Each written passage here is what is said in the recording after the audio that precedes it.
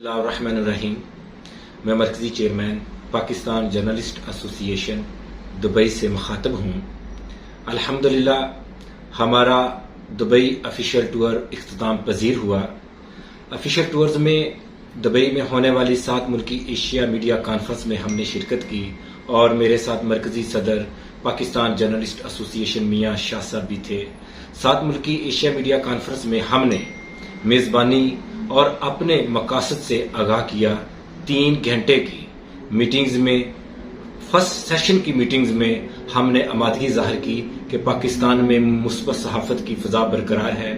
اگر 7 ملکی Asia media conference جس کی ہم میزبانی کے خواہش مند ہیں اگر پاکستان میں ہو جائے تو اس سے مزید بھی فضا بڑھے گی۔